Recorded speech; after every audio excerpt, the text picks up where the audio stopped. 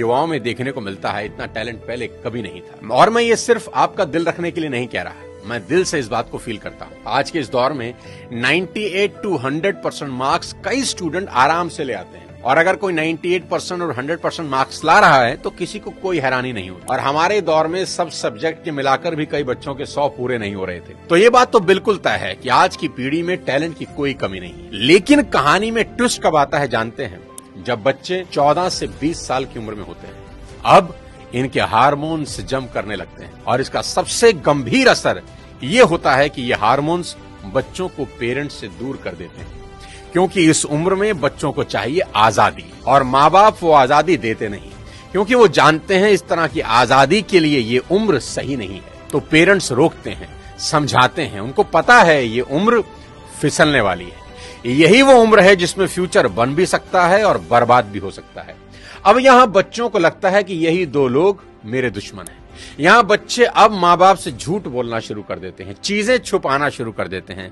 बच्चों को अब दोस्तों के साथ रहने में ज्यादा मजा आने लगता है, अपने ही माँ बाप अब दुश्मन दिखाई पड़ने लगते हैं। अगर किसी बात पर माँ बाप डांट दें तो आजकल के बच्चों का एक फेवरेट डायलॉग है, आवर पेरेंट्स आर आउटडेटेड। पापा आप सठिया गए हो। और अगर बच्चे ऐसा कर रहे हैं तो मुझे इसमें कोई हैरानी की बात नजर नहीं आती, ये नेचुरल है, सभी करते हैं।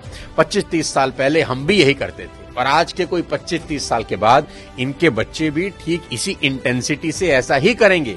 ये साइकिल चलता रहेगा। अरे आपको दिक्कत क्या है हमसे? कम से कम हम कोशिश तो कर रहे हैं ना। बाकी मोहल्ले के लौंडों के जैसे सड़क पे आवारागर्दी तो नहीं कर रहा है, लंठाई तो नहीं कर रहा है। पढ़ाई पे ध्यान दिए होते तो अरे नहीं गया ध्यान पढ़ाई पे। एक और कहानी जो इस उम्र में होती है वो ये कि बच्चे अपने पेरेंट से अब नफरत करते हैं और दूसरे पेरेंट की बात खुशी खुशी सुन लेते हैं। यहाँ अपना ही एग्जाम्पल देता हूँ। आज बहुत लोग मेरी बात सुनते हैं और मानते हैं, दूर दूर से कंसल्टेशन लेने आते हैं, पर मेरी अपनी बेटी को समझाने में मेरे पसीने निकल जाते हैं। कपिल शर्मा के शो में आमिर खान का भी यही प्रॉब्लम है, जो उन्होंने बताया कि सभी स्टार्स के बच्चे अपने करियर की सलाह मुझसे लेने आते हैं, पर मेरे अपने बच्चे मेरी बात नहीं सुनते। बच्चे बात सुने या ना सुने ये मेरी प्रॉब्लम नहीं है, मेरी चिंता कुछ और है, वो बताता हूं आपको। अभी कुछ दिन पहले मैं एज अ चीफ गेस्ट अपनी बेटी के स्कूल में गया, जहां उनकी प्रिंसिपल ने मुझे इनवाइट किया। उनका कोई एनुअल डे प्रोग्राम था।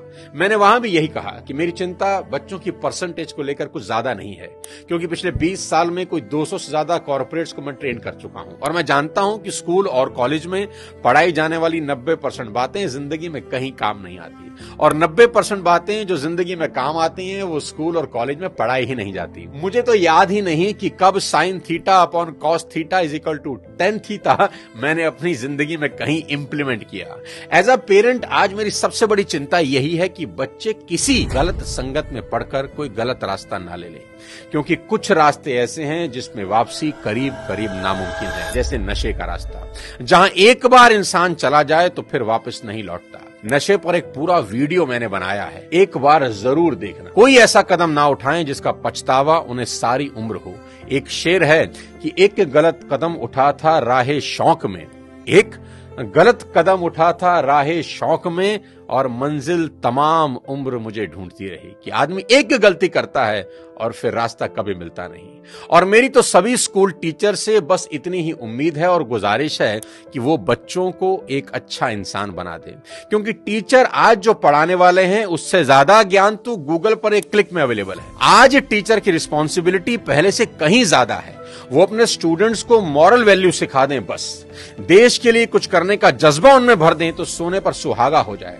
और अगर माँ बाप के प्रति ग्रेटिट्यूड की भावना उनके अंदर आ जाए तो वो कुछ ना कुछ जिंदगी में कर ही लेंगे। टीचर इंश्योर करें कि बच्चे कुछ भी छुपाएं नहीं, और अपनी सभी छोटी बड़ी बातें अपने टीचर से या पेरेंट्स से डिस्कस जरूर करें।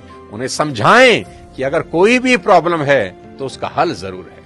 आज की बेहद होनहार जनरेशन से इतनी ही रिक्वेस्ट करना चाहता हूं कि पिता की इज्जत राम की तरह करना, कि पिता के वचन पूरे करने को जीवन के 14 बरस कठोर वनवास में गुजार दिए उस व्यक्ति ने, और वो भी खुशी खुशी। आपके माँ बाप को आपसे कुछ नहीं चाहिए, वो तो अपने जाने के बाद अपनी सारी प्रॉपर्टी संपत्ति आपको ही देकर जाने वाले हैं। देश के हर युवा से कहना चाहता हूं कि आज से 3 चीजें रोज करना शुरू कर दें अगर अब भी नहीं कर रहे। सबसे पहले रोज कम से कम 30 मिनट अपने पेरेंट्स के साथ जरूर गुजारें। इधर उधर की कैसी भी बातें करें, खुद हंसें, उन्हें हंसाएं, कोई जोक सुनाएं, उनसे उनकी कोई पुरानी यादें ताजा करवाएं, उनके स्कूल कॉलेज की बातें करें, कुछ किस्से पूछें उनसे, कैसी भी बात करें पर बात करें। देखना वो अपने स्कूल कॉलेज के किस्से बताएंगे ना, जब उनकी आंखों में चमक आनी शुरू हो जाएगी। क्योंकि दोस्त, जैसे जैसे आप बड़े हो रहे हैं ना, आपके माँ बाप बूढ़े हो रहे हैं और ये समय फिर नहीं आएगा।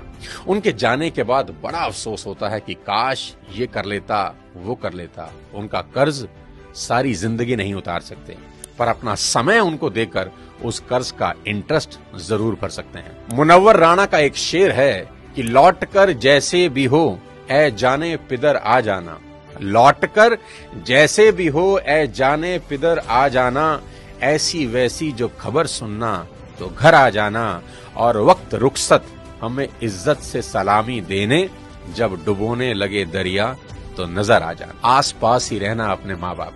दूसरी बात, भूल कर भी उनसे ऊंची आवाज में कभी बात ना करें। उनको कभी ये एहसास ना हो जाए कि अब हम बूढ़े हो रहे हैं, कमजोर हो गए, इसलिए हमसे ऐसे बात की जा रही है। याद रखना, आपकी वजह से उनकी आंख से निकला एक आंसू आपकी तमाम जिंदगी बर्बाद कर सकता है। माँ बाप तो फिर भी माफ कर देंगे, पर वो माफ नहीं करेंगे। तीसरी सबसे इंपॉर्टेंट चीज, बिना माँ बाप के पैर छुए घर से मत निकलना। अपने दिन की शुरुआत उनका आशीर्वाद लेकर ही करना। मैं आपको ये अपने पर्सनल एक्सपीरियंस से बता रहा हूं कि ये एक ऐसा सुरक्षा कवच है जो आपको बड़ी से बड़ी मुसीबत से बचा देगा। दिल से दिए उनके आशीर्वाद को भगवान भी नहीं टाल सकते। बस ये 3 चीजों पर अमल करना शुरू कर देना मेरा दोस्त। मेरा दावा है देवता भी आपको आगे बढ़ने से नहीं रोक पाएंगे। मैं चाहता हूं कि आप इस वीडियो को पूरे देश के नौजवानों को भेज दें, हर माँ बाप को भेज दें। हर माँ बाप अपने बच्चों के साथ बैठकर ये वीडियो जरूर देखें। बच्चे अपने माँ बाप के साथ बैठकर इस वीडियो को देखें। बहुत सी चीजें हम रोज शेयर करते हैं व्हाट्सएप पे, यूट्यूब पे, यहां वहां से, पर आपसे रिक्वेस्ट है कि इस वीडियो को पूरे देश में शेयर कर दें और मिलकर भारत को एक बेहतर भारत बनाएं। अगले किसी और वीडियो के साथ फिर आपसे मुलाकात करूंगा। तब तक अपने स्वास्थ्य का ध्यान रखिए। Thank you so much.